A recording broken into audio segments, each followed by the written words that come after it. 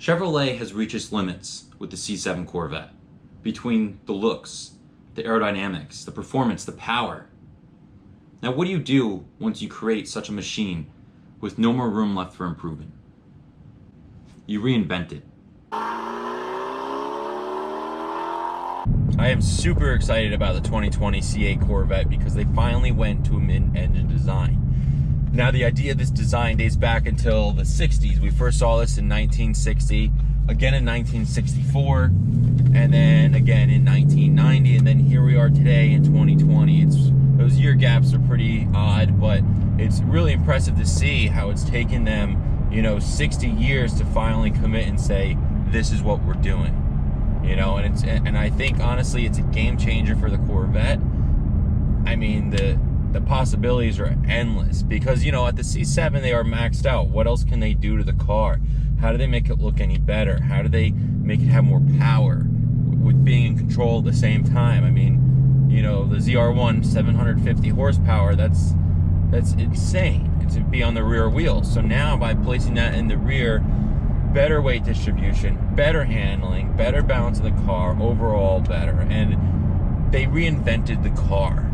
They completely changed it. So for the Corvette, I mean, it was their secret weapon. They already perfected their sports car, but guess what? They're going to make it even better, and they did. They reinvented the whole thing. So really excited to see that they finally went mid-engine. Now, being a mid-engine car, you would think that it's very small, and you know what? To be honest, it's not an everyday driver for the average person, but it can be. You see, Chevrolet kept in mind that they wanted it to be practical for, your average owner. And they made sure that as small as the car is, because Corvettes are small cars, that they had enough room for luggage. And honestly, in this car, it has more space for storage than I think in the C7. In the rear, you have two storage, in the front and the rear. The rear, you could fit 2 golf clubs at one time, and you could fit an airline size suitcase, a carry-on size suitcase in the front. I mean, that's a lot of storage. And think about where you're going with this thing, So, I mean, you absolutely could drive this thing, every day if you wanted to. And honestly, for the price, how can you not? I mean, they're starting at $60,000 for the baseline, which honestly, I mean, the base, you're still getting a car that looks like a Ferrari with the performance of a Ferrari, 495 horsepower and 470 foot-pounds of torque. And it does 0 to 60 in under 3 seconds. That's incredible. The ZR1 does 0 to 60 in 2.85. So you're really not far off at all. I mean, that is just incredible how they're able to do that. The handling, the balance of the car, everything about it. So, I mean, really cool design. I was honestly nervous.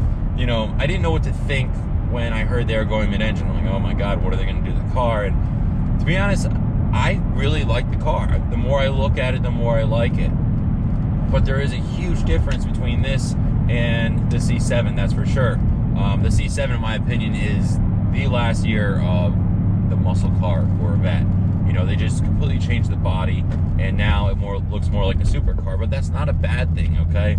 I mean, they need to reinvent and evolve and improve, and just keep moving forward. And one of those things is, getting rid of the manual. And I know a lot of people are all up in arms about this thing, but guess what?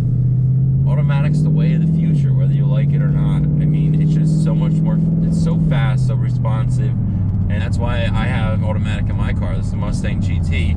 The thing is unbelievable. The responsiveness, the power, I mean, you name it. But regardless, I understand why people are upset about it, because there is something to be said for a stick car. So, but now you have the dual clutch transmission, and shifting is going to be unbelievably fast. I think when people finally get it, they're going to realize how much they like it. And this isn't anything new, okay? The Shelby GT500 2020 is also automatic, all right? I mean, all the other supercars are all automatic, so because that's the fastest way. Well, all in all, I do love the car. I think it's really cool, and to see that it's progressed over 60 years to have this idea in their head to go mid-engine. I think they waited for the right time, because they waited until they finally, they finally perfected the car, and then they reinvented it.